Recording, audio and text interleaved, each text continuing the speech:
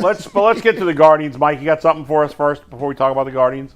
No, just a disappointing loss last night considering Jose hit a home run in the first inning, feeling good. You had Cantillo on the mound, and then our guy Sabrowski. We got to teach Mike a class on how to pronounce names. No, the issue is when I look at you, I doubt everything nervous. I ever learned. Everything I know. I mean, you're legendary from names mispronounced. It's unbelievable. I got Chase DeLauder down right, though. All right, you did get it right. You got it right there. I have the phonetic spelling. Just think about it. It's like Fort Lauderdale. Yeah. No, I got that. He's got his own way now. Wrong again. Well, do your but thing. Our guy Sabrowski, who we did the whole topic on earlier, we are working in communication, maybe getting him on tomorrow or Friday. That is in the works. Hadn't given up more than 2 runs basically his entire MLB career. Then last night, obviously, gives up 2 runs late. So, listen, in baseball season, you're going to have some games that you win where you feel like you probably should have lost, and you're going to have some games. I mean, in any sport, but in baseball it happens more often because there's so many games. Yeah. Where you have games that you thought you had in the bag, and then you blow it. And this is one of those games. They were up 5-2.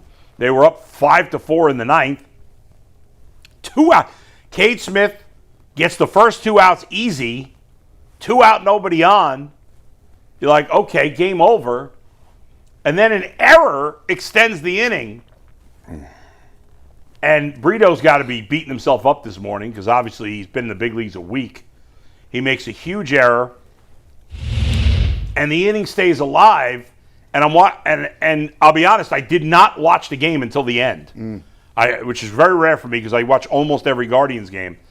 But right at the end, I put it on just in time to see the error. I guess I jinxed it. It was the one day I wasn't watching. I thought you don't believe in jinxes. No, I don't. I'm kidding. Actually, to be truthful, by playing baseball, like baseball jinxes are 1,000% correct. I don't believe in them in any other sports. Okay. But when you sit in the dugout and like they have little jinxes where, hey, this guy's up at the plate, he's like, don't have anybody at the top of the steps, or if somebody has a no hitter. They're the most, like, literally superstitious people. Well, baseball players are very superstitious. Yes. Yeah, they'll be mad, too. But then, even after the error, the Cardinals have Yoel Pozo, whose name I could be mispronouncing. I'm actually not sure how to pronounce his first name, who is a backup catcher. He's not a hitter at all for the Cardinals. And he comes through a wild pitch first, and then the double. And so they tie the game. Top of the 10th, the Guardians, you obviously get the runner at second base to start the inning. The Guardians, unfortunately, can't get anything done yet. Jose leading off in the 10th with a runner on second. And I'm like, okay, they got a good chance to get this run around. Jose pops out, strikeout, and I can't remember what the third out of the inning was. And then again in the bottom of the 10th, immediately a wild pitch. So now they got a runner on third and nobody out. At that point, okay, and I think, what was the sacrifice fly to end the game, I think? Is this the first game that our bullpen's blown this year? I think it's Cade Smith's second blown save. We're up 5-2 in the 8th, right? Yeah. Blow the lead. I'm just trying to think if there's any other games where we've had a collapse. I can't remember off the top of my head if they've blown another lead late, but this was certainly the worst because you had it set up perfectly. Yeah, my gosh. At 5-2 with your... You got to eat 6 outs away, dude. Well, and again, they were 1 out away at 5-4, and then but at 5-2 with 6 outs, you feel pretty good about it. I can't really kill Cade Smith. I mean, he did give up the double to Pozo. I got to kill him a little for that. Yeah. There's no excuse for giving up that double. Obviously, the inning should have been over already. But what are you going to do? So it just seems tough loss. Seems like when you get errors, it seems like things snowball. Then you get a wild pitch, or then you give up a hit to a guy who's not a traditional hitter, or a guy that's at the bottom of the lineup. And it just seems as if, like, all right, when that error happens, it's one or two things that's gonna happen. You either look at each other and be like, listen, we better lock in, stop playing, or you're gonna let it snowball. And it snowballed, unfortunately. In my wagering life, I feel like every time you give a team that fourth extra out, it comes back to bite you in the butt. And it doesn't, of course, but it does often enough. But often enough it does. Yeah. And it's just a killer. Yeah. And that's why, it's funny. We spend so much, when we talk about baseball, we mostly talk about hitting and pitching, right? We rarely discuss fielding. If you look at the teams just last year, and I'm sure this is, I'm sure if you went through many years, you'd see the same thing.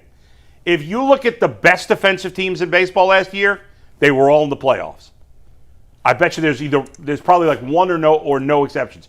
If you look at the worst defensive teams in baseball last year, they stunk, all of them, across the board. It's the same thing as left tackle and cornerback. You don't notice it until you notice it. Until it's bad. Until it's bad, Right. yeah. And in baseball, you just assume these routine plays are going to get That's made right. every time, and they typically do. Yeah. Until they don't. Yeah. And I think I think the average fan doesn't realize that even a routine play is so hard.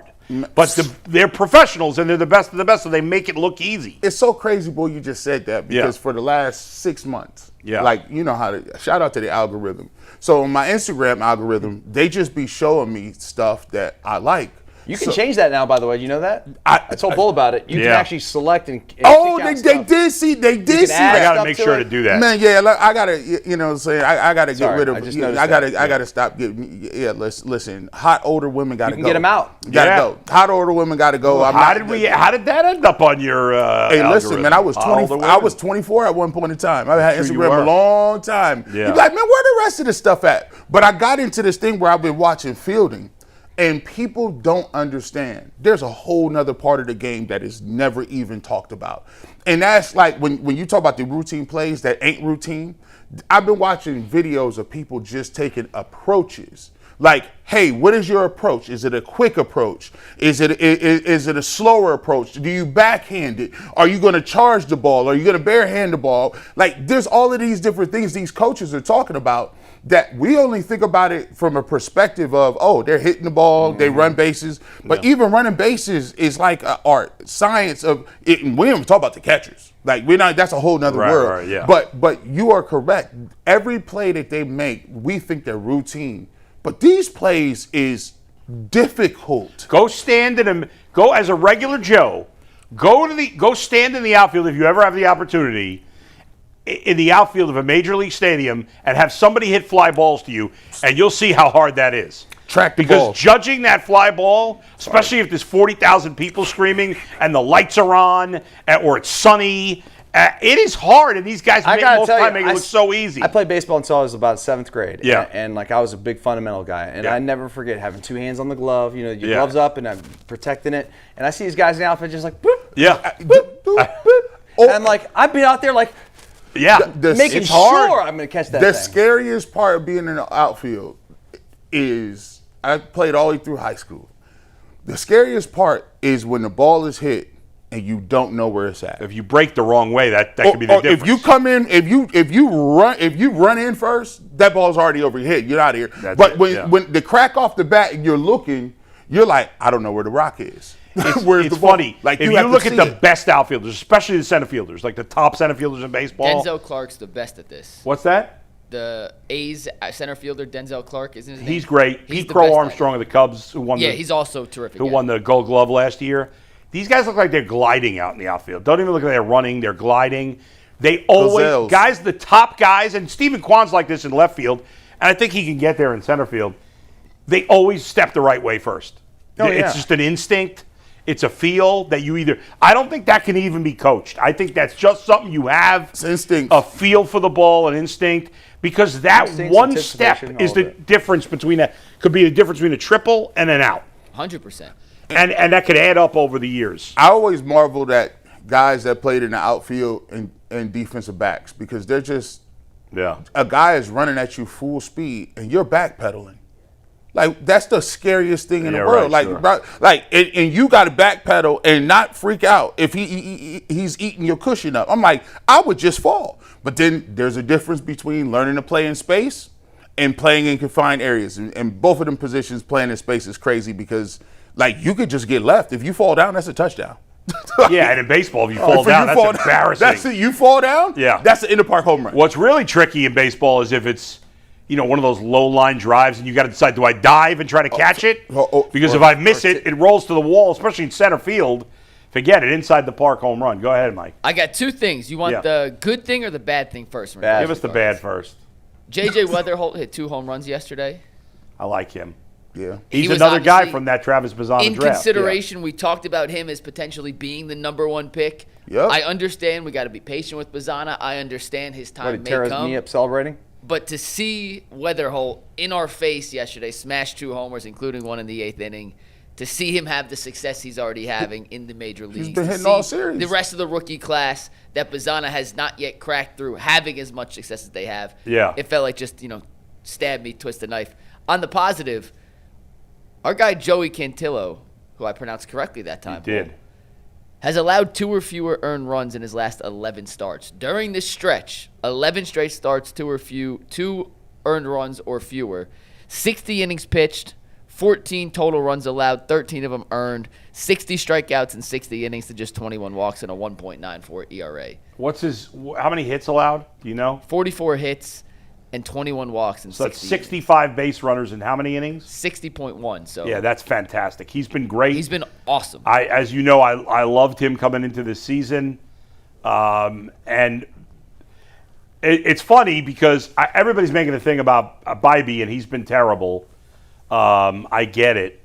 Let's let the season play out a little bit. But right now you have 3 pitchers, Gavin Williams, Parker Messick, and Joey Cantillo, who are giving you a very good to great start basically every time they go out there. Especially Messick and Cantillo. Yeah. I didn't expect nothing from them. Messick is my guy. Yeah, he's been great. It just seemed, I don't know, man. Whoever throw them uniforms on, that's the 3rd, 4th, or 5th starter for the Guardians, they just nice. Yeah. It doesn't matter. They'll find 3, he's 4, talented. 5. They're both talented pitchers.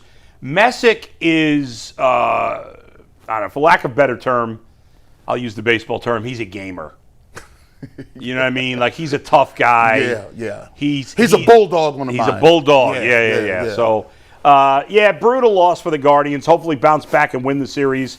They've only lost 1 series so far this year, but it was their last series, so you don't want... And the Cardinals are playing decent baseball. It's funny because the Cardinals in the NL Central and the Twins in the AL Central are both off to great starts. I think they're both bad teams, but they're both playing well right now. But I don't believe in either of them. I don't think either of them will keep it up. So get it done. What time's the game today? I don't even know. Today? Yeah. I can tell you the game 1:15. today. Beautiful. It's 4:15. It's a 4:15 first pitch. Oh, it says 1:15. Yeah, that's wrong. It's 4:15. Okay. Oh, no. It's 1:15. The date's 4:15. Oh, okay. It's 1:15 first pitch on 4:15. And what's the pitching matchup? Do you have that handy? We do have the pitching matchup handy. I'd like to because we see make that. The pitching matchup Perfect for every timing. game. 1:15 game. Our guy Slade Saccone against Dustin May. How did he become our guy? Because I picked him to have 200 strikeouts this year. The 0-2 record is because Dustin bet on both times. That's true. He started Don't bet this on year. it today. I mean, his ERA stinks. This would lead you to believe we will have an offensive game because both these pitchers, Saccone pitched well in 1 start against the Cubs. Otherwise, he's been pretty bad. Dustin May's been terrible. What's their weather like out there in St. Louis today? Warm, like it is here? 75, chance of thunderstorms.